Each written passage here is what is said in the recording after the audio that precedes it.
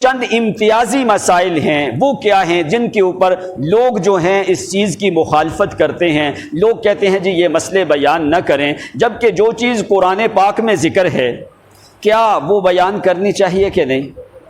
اب جو مسئلہ نکلا ہے کہ نبی علیہ الصلوۃ والسلام کی ذات مقدس کے اوپر جادو کا اثر ہوا، پاک میں اللہ تعالیٰ نے فرمایا کہ کافروں نے کہا ان ھذا لساحر کذاب، یہ پیغمبر علیہ باللہ ساحر ہے، جادوگر ہے۔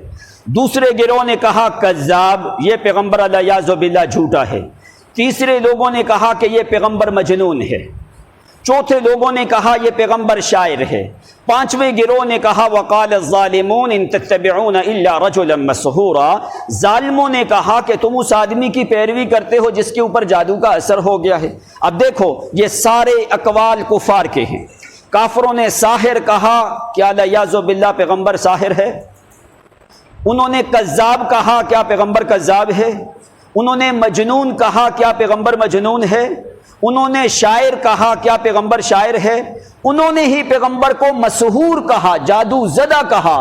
اس لیے پیغمبر مسحور بھی نہیں، پیغمبر ساحر بھی نہیں۔ ہم نے کہا جس طرح پیغمبر ساحر نہیں، پیغمبر مسحور بھی نہیں، پیغمبر کذاب نہیں، پیغمبر مسحور بھی نہیں، پیغمبر مجنون نہیں، وما انت بنعمت ربک بمجنون، پیغمبر مجنون بھی نہیں ہے، اسی طرح پیغمبر مسحور بھی نہیں ہے۔ یہ قرآن پاک کی آیتیں ہیں۔ اب کس طریقے سے کون سا قانون ہے ہمارے پاس کہ ہم اللہ کی کتاب کو چھوڑ دیں، جبکہ ہمارے اوپر ان لوگوں نے پابندیاں لگائیں کہ بھائی آپ یہ مسئلہ بیان نہ کرو، سٹیجوں کے اوپر آپ یہ مسئلہ بیان نہ کرو۔ اب کیا ہم اگر جماعت کو رکھتے یا اکابرین کو رکھتے تو اس صورت میں پھر ہم مسئلہ بیان نہیں کر سکتے تھے۔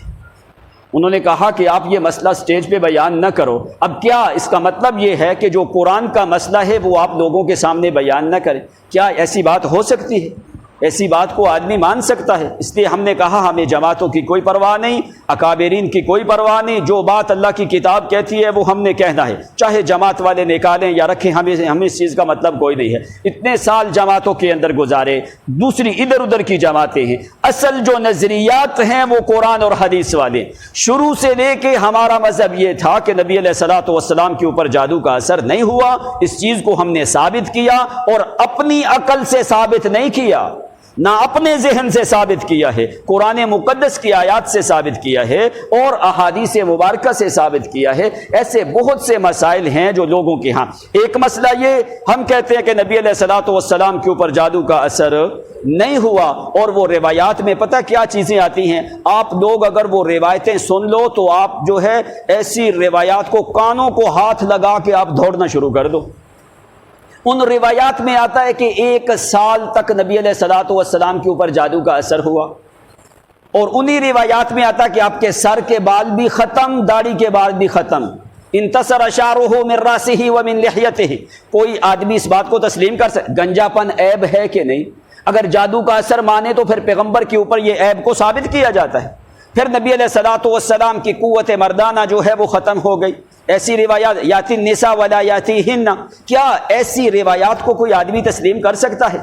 وہ آدمی تسلیم کرتا ہے جس کی عقل ٹھکانے پہ نہ ہو۔ جس نبی کا تو نے کلمہ پڑھا، اگر اس نبی کا دفاع کرنا تمہیں نہیں آتا، کم از کم اس پیغمبر کی توہین تو نہ کرو، اس معاملے میں خاموش ہی ہو جاؤ۔ اگر تم دفاع نہیں کر سکتے، پھر وہ وہاں پہ اور بھی غلط الفاظ اس روایات میں آتے ہیں جو ہم لوگوں کے سامنے، عام لوگوں کے سامنے ہم وہ بیان بھی نہیں کر سکتے۔ آپ نے کہا اس روایت میں پتہ نہیں میں نے ماضی میں کوئی کام کیا ہے، آپ کہتے میں نے نہیں کیا، یعنی اس کا مطلب ہے آپ نے پہلے زمانے میں جو نمازیں پڑھی آپ کہتے میں نے کوئی نہیں پڑھی، یعنی ماضی میں کوئی کام کیا ہوتا آپ کہتے میں نے نہیں کیا، پتہ نہیں کیا ہے کہ نہیں کیا۔ یفعل وما فعل، ایسے الفاظ جو آتے ہیں، یعنی یہ پیغمبر کی ناموس اور عصمت کے خلاف یہ عقیدہ ہے، جبکہ قرآن پاک نے ڈائریکٹ، اللہ نے پہلے ظالم کہا، بعد میں ان کے فعل کو ذکر کیا، فرمایا وقال الظالمون ان تتبعون الا رجلا مسحورا اذ یقول الظالمون ان تتبعون الا رجلا مسحورا۔ سورۃ اسراء ہے اور سورۃ فرقان ہے، 9 نمبر آیت، 47 نمبر آیت، تم خود جا کے پڑھ کے دیکھ لینا، یہ قرآن پاک نے ہمیں بتایا ہے۔ ہم اپنی طرف سے تو مسئلہ نہیں بیان کر، یہ قرآن پاک میں مسئلہ ہے۔ پھر جو کہا جاتا ہے کہ جادو کرنے والا یہودی لبید ابن عاصم ہے، اب یہ لبید ابن عاصم کون ہے؟ اس کے دادا کا نام کیا ہے؟ کسی کو پتہ ہی نہیں۔ ایک روایت میں آتا ہے اس نے جادو کیا، دوسری میں آتا ہے اس کی بہنوں نے جادو کیا، تیسری روایت میں آتا ہے اس کی بیٹیوں نے جادو کیا۔ اب کس نے کیا ہے؟ اور یہ جادو والا واقعہ 7 ہجری کے بعد ہو رہا ہے، جبکہ 5 ہجری غزوہ احزاب کے بعد مدینے میں کوئی یہودی باقی نہیں، تو جادو کس نے کر دیا؟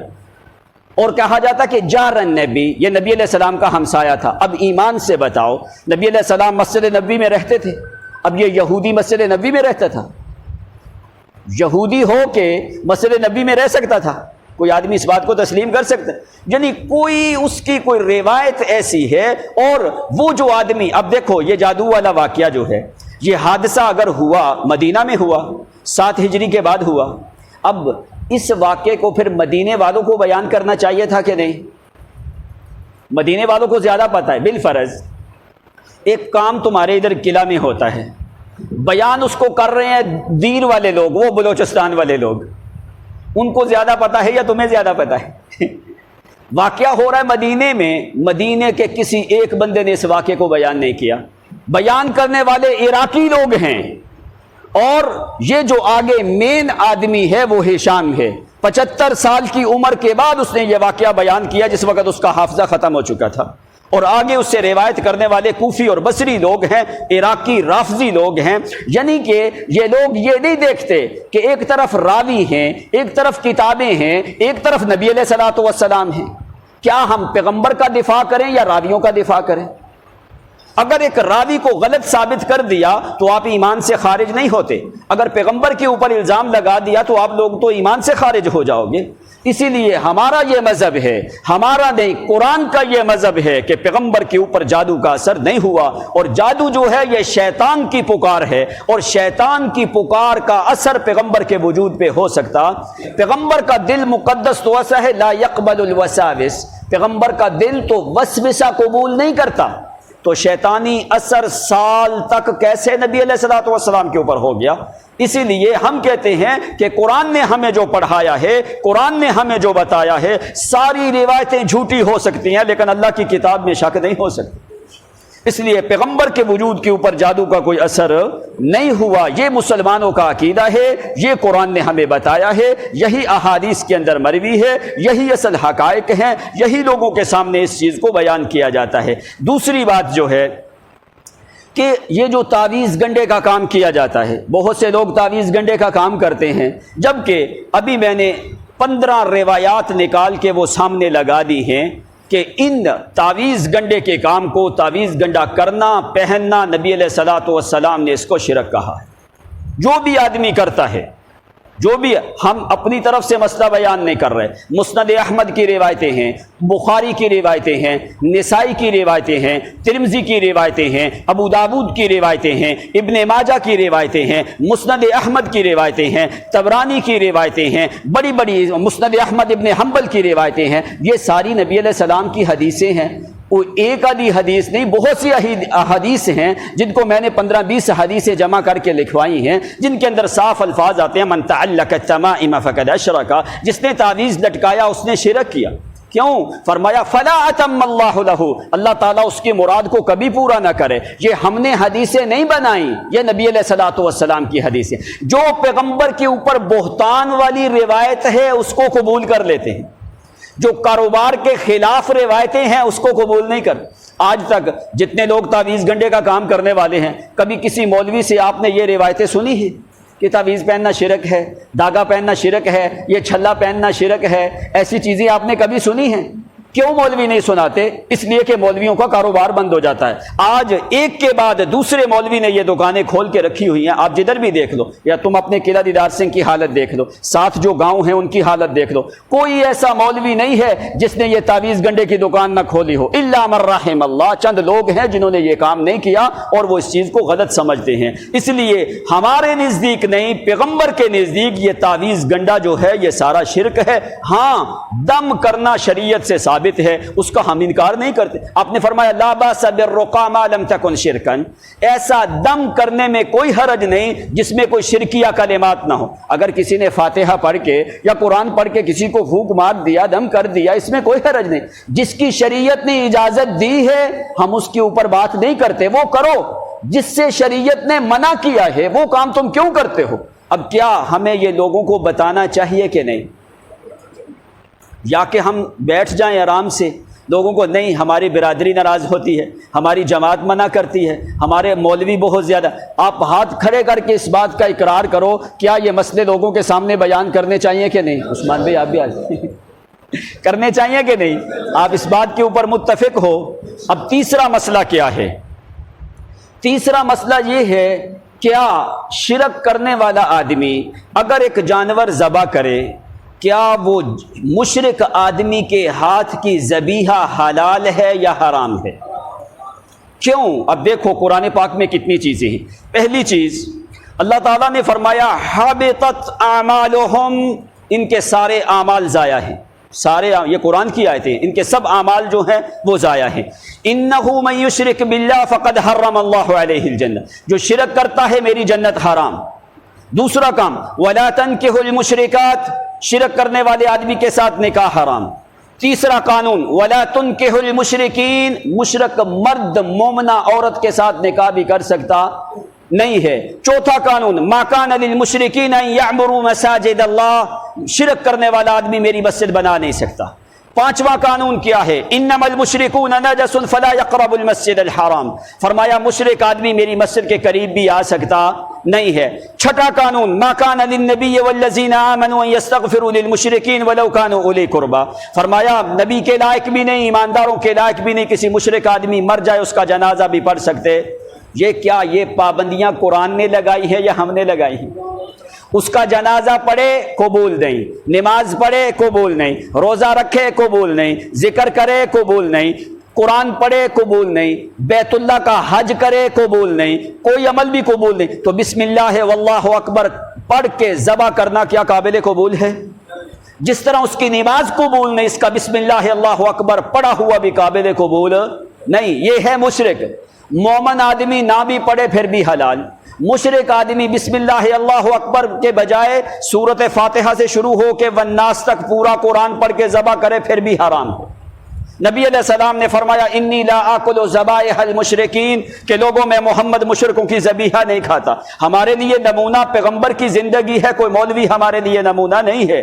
لقد کان لکم فی رسول اللہ اسوۃ حسنہ، فرمایا میرے پیغمبر کی زندگی تمہارے لیے نمونہ ہے۔ یہ چند مسائل جو ہیں، یہ اس جماعت نے ان مسائل کو اٹھایا ہے، جبکہ یہ مسائل قرآن مقدس کے ہیں۔ دوسرے لوگ ایسے مسائل بیان نہیں کرتے۔ ہم کہتے ہیں جو بھی مسئلہ قرآن کا ہو وہ سب لوگوں کو بیان کرنا چاہیے، آگے منانا کسی کے اختیار میں نہیں، کوئی مانے نہ مانے یہ تمہارے ذمہ نہیں، لیکن تم لوگوں کو مسئلہ تو صحیح حق کا بتاؤ، یا تو کہو کہ ہمارے پاس اگر قرآن کے دلائل نہیں پھر ہمارے اوپر اعتراض کیا جائے۔ جب ہمارے پاس قرآن کے دلائل ہیں ان تمام مسائل کے اوپر پھر کیوں اعتراض کیا جاتا ہے؟ یعنی صرف ضد بازی ہے، تعصب ہے، پارٹی بازی ہے، گروہ بندی ہے، جماعت بازی ہے، اکابر پرستی ہے، شخصیت پرستی ہے، جبکہ ہم اس چیزوں کے قائل نہیں ہیں۔ کیوں؟ رزق اللہ تعالیٰ کی ذات کے اختیار میں ہے، زندگی موت اللہ تعالیٰ کی ذات کے اختیار میں ہے۔ جو بھی آدمی جدھر بھی آپ ہو، پہلی چیز جو علماء ہیں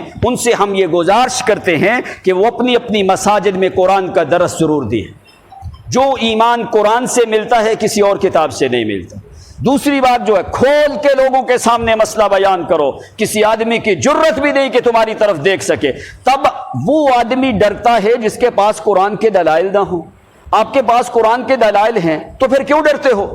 اگر ایک جگہ نہیں دوسری جگہ اللہ تعالیٰ نے تمہارا رزق لکھا ہوا ہے، وَفِي السَّمَاءِ رِزْقُكُمْ وَمَا تُوعَدُونَ۔ اس لیے سب لوگوں سے ہماری یہ گزارش ہے کہ اپنے اپنے علاقے میں دین کا صحیح کام کرو، قرآن کی طرف لوگوں کو دعوت دو، ایمان کی طرف لوگوں کو دعوت دو، اپنے محلے والے، اپنے دوست، اپنے بزرگ، اپنے ساتھی، اپنے گھر والے، قریبی رشتہ دار جو ہیں محلے دار، ان سب لوگوں کو آپ ایمانیات کی دعوت دو، اس لیے تاکہ آپ کی نجات کا بھی جو ہے وہ سبب ہو سکے۔ اگر کسی آدمی نے کوئی رائے دینی ہے تو وہ دے دیتے ہیں۔ ہم ابتدا سے شروع کرتے ہیں۔ لو مولانا والد صاحب فرینڈ جی نہیں تسی شروع کرو، اس چینل شروع کرو، اتنے علماء نے ذرا اتل نہیں شروع کرو۔ ہم ان کے نظریات کو مان لیا۔ ہماری جماعت مرکزی اشاعت التوحید و سنت ہے، جس کے امیر مولانا کلیم اللہ خان صاحب ملتانی، حضرت علامہ احمد سید خان صاحب ملتانی کے صاحبزادے ہیں، اور وہ مرد مجاہد اس نے پورے علاقے سے ٹکر لی ہے، پورے خاندان سے ٹکر لی ہے، اس نے حق کا مسئلہ بیان کیا ہے لوگوں کے سامنے، دن رات وہ اس محنت میں لگا ہوا ہے، کیا اس کو کیا لالچ ہے؟ کوئی لالچ نہیں۔ اس نے اپنے بھائیوں کو چھوڑا، اپنے خاندان کو چھوڑا، پورے علاقے کو چھوڑا، اکیلا آدمی ہو کے پورے علاقے کو اس نے کور کیا ہے اور قرآن حدیث کی بات کر رہا ہے۔ اس کو کیا لالچ ہے؟ لوگ سارے اس کے مخالف ہیں، ہر جگہ کے اوپر جا کے اس نے چیلنج کیا ہے کہ اگر میرا مسئلہ قرآن حدیث کے خلاف ہے تو آپ مجھے جواب دو، لیکن آج تک